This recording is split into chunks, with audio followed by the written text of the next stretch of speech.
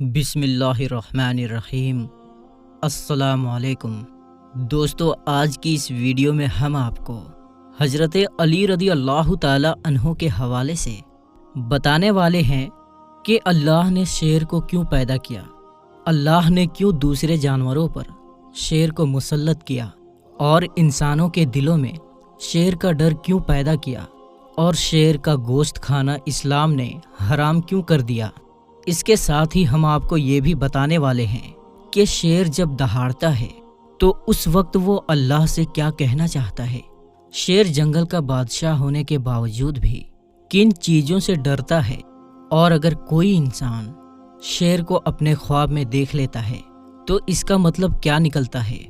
ان سب باتوں کی جانکاری آج ہم اس ویڈیو میں آپ کو دینے والے ہیں، اس لیے آج کی یہ ویڈیو آپ سبھی کے لیے بہت ہی زیادہ خاص ہے۔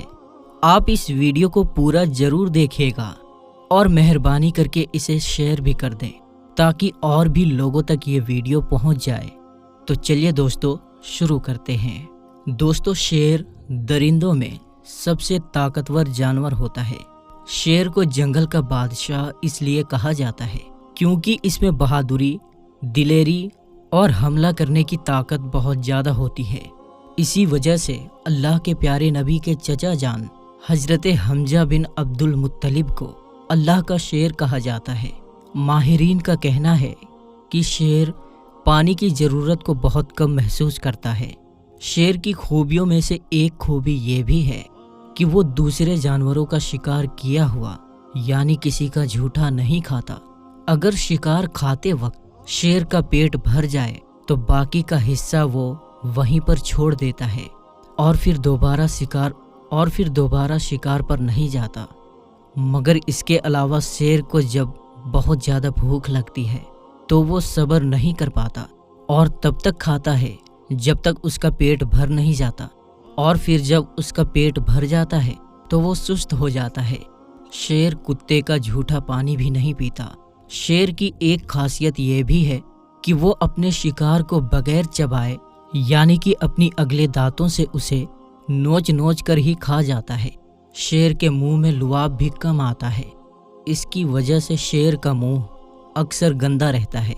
اس کے علاوہ دوستو، شیر کی ایک بڑی خاصیت یہ بھی ہے کہ وہ بہادر اور دلیر تو ہوتا ہی ہے، لیکن اس کے ساتھ میں اس میں کم ہمتی بھی پائی جاتی ہے۔ یہ مرغی کی آواز سے اکثر ڈر جاتا ہے اور بلی کی خوفناک آواز سے بھی یہ ڈر جاتا ہے۔ یاد رکھیں، شیر کی پکڑ بہت زیادہ مضبوط ہوتی ہے۔ یہ کسی دوسرے جانور سے محبت نہیں رکھتا، اس لیے کیونکہ یہ ان کو اس قابل ہی نہیں سمجھتا کہ وہ درندے اس کے حملے کا جواب دے پائیں گے۔ شیر کی عمر بہت لمبی ہوتی ہے۔ شیر کے بوڑھے ہونے کی علامت یہ ہے کہ اس کے دانت گرنا شروع ہو جاتے ہیں۔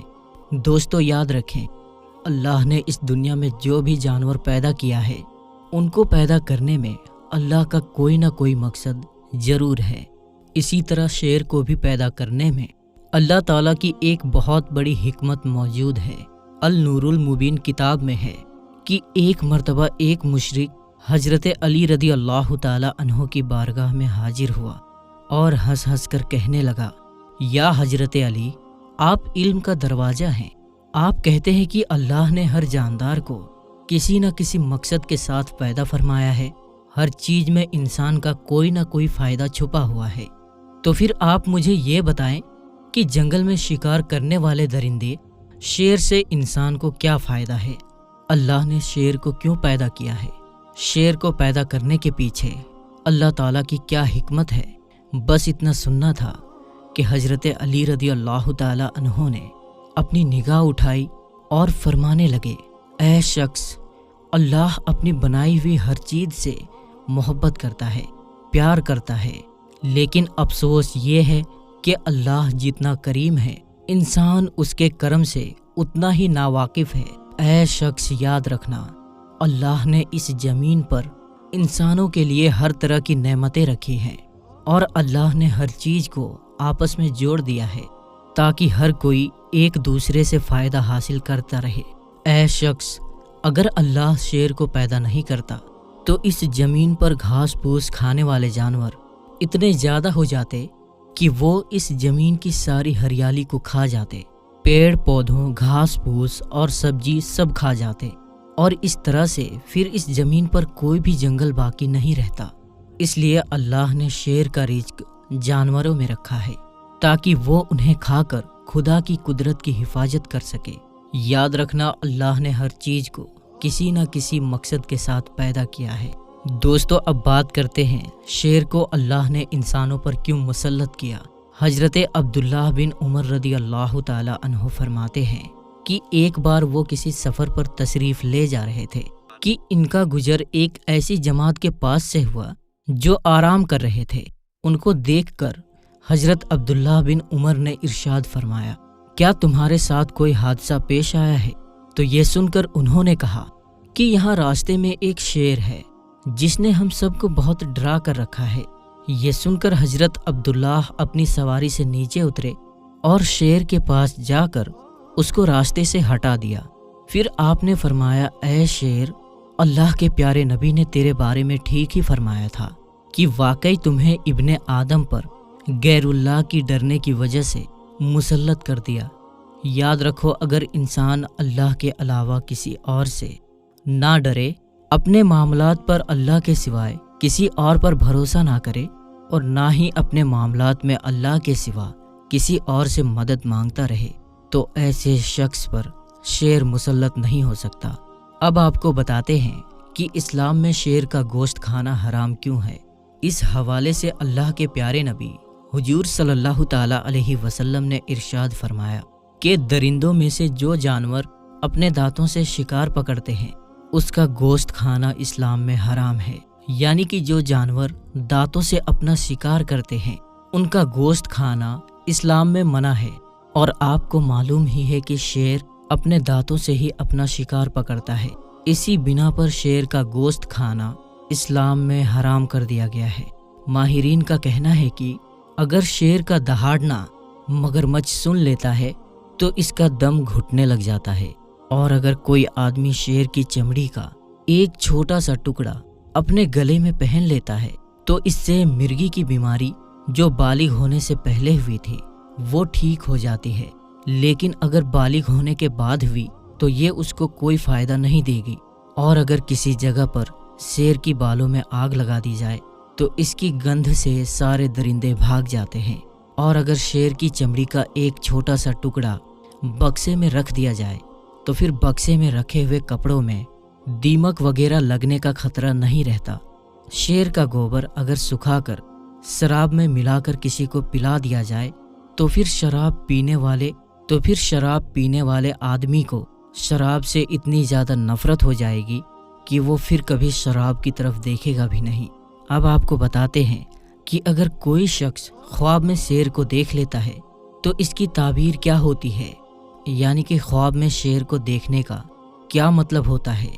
دوستو، شیر کبھی کسی انسان کے خواب میں ظالم جانور کی شکل میں آتا ہے تو کبھی زبردست بہادر مضبوط قسم کے پکڑ کرنے والا، تو کبھی خطرناک دشمن، تو کبھی حملہ کے شکل میں آتا ہے۔ یاد رکھیں، شیر سارے جانوروں میں ایک خطرناک جانور ہوتا ہے۔ اس کے چنگل سے نہ ہی کوئی دوست محفوظ رہتا ہے اور نہ ہی کوئی دشمن۔ شیر خواب میں اکثر موت کی خبر دیتا ہے، اس لیے کیونکہ یہ لوگوں کو موت کے گھاٹ اتار دیتا ہے۔ اس کے علاوہ کئی بار شیر مریض کو اس کی خیریت کی خبر بھی دیتا ہے۔ اس کے علاوہ اگر کسی انسان نے شیر کو اپنے خواب میں اس حالت میں دیکھا کہ شیر اس کو نہیں دیکھ رہا بلکہ صرف وہی شیر کو دیکھ رہا ہے اور وہ شیر کو دیکھ کر وہاں سے بھاگنے کی کوشش کر رہا ہے، تو اس کی تعبیر یہ ہوگی کہ وہ جس چیز سے ڈرا ہوا ہے اس سے اس کو نجات مل جائے گی، یا پھر اس کو علم و حکمت کی دولت نصیب ہوگی۔ اس کے علاوہ اگر کسی نے اپنے خواب میں دیکھا کہ اس نے شیر کے بال کو لیے ہوئے ہے یا پھر شیر کا گوشت یا اس کی ہڈی کو لیے ہوئے ہے، تو اس کی تعبیر یہ ہوتی ہے کہ ایسے شخص کو کسی حاکم یا دشمن سے دولت حاصل ہوگی۔ اور اگر کسی نے خواب میں دیکھا کہ وہ شیر پر سوار ہے اور اس سے اس کو خوف بھی محسوس ہو رہا ہے، تو اس کی تعبیر یہ ہوگی کہ ایسا شخص کسی پریشانی یا مصیبت میں مبتلا ہوگا، لیکن اگر کسی نے خواب میں یہ دیکھا کہ وہ شیر پر سوار تو ہے اور خوف محسوس نہیں کر رہا ہے، تو اس کی تعبیر یہ ہوگی کہ ایسے شخص کو دشمن پر غالب حاصل ہوگا۔ اس کے علاوہ اگر کسی شخص نے اپنے خواب میں یہ دیکھا کہ وہ شیر کے ساتھ میں بغیر کسی ڈر کے، بغیر کسی خوف کے لیٹا ہوا ہے، یعنی کہ سویا ہوا ہے، تو اس کی تعبیر یہ ہوگی کہ ایسا شخص اپنے دشمن سے محفوظ رہے گا۔ اب ہم آپ کو بتاتے ہیں کہ شیر جب دہاڑتا ہے تو اس وقت وہ اللہ سے کیا کہنا چاہتا ہے، اس وقت شیر اللہ سے کیا فریاد کرتا ہے۔ اللہ کے پیارے نبی حضرت محمد مصطفیٰ صلی اللہ تعالیٰ علیہ وسلم نے ارشاد فرمایا کہ شیر جب دہاڑتا ہے تو اس وقت وہ اللہ سے یہ عرض کرتا ہے، اے اللہ، تو مجھے نیک اور کسی اچھے آدمی پر مسلط مت کرنا۔ یاد رکھیں دوستو، اللہ کے ہر جاندار چیز میں کوئی نہ کوئی حکمت ضرور ہے۔ اللہ نے بغیر مقصد اور بغیر فائدے کے کسی بھی چیز کو پیدا نہیں کیا، اور اس بات کو اللہ ہی بہتر جانتا ہے کہ اس نے کس چیز کو کس لیے پیدا کیا۔ اس لیے ہمیں چاہیے کہ ہم اللہ اور اللہ کی نبی کی بتائی ہوئی باتوں پر اپنی زندگی بسر کریں اور اپنے دل میں صرف اللہ کا خوف رکھیں، اس کے علاوہ کسی اور کا خوف اپنے دل میں نہ آنے دیں، اور اللہ کے پیارے نبی سے بے پناہ محبت کرتے ہوئے ہر سنت پر عمل کریں اور اللہ اور اللہ کے رسول کے بتائے ہوئے راستے پر اپنی زندگی بسر کرنے کی کوشش کریں۔ تو دوستو، ہم ملتے ہیں پھر ایک نئی اور اچھی ویڈیو کے ساتھ، تب تک کے لیے السلام علیکم، اللہ حافظ۔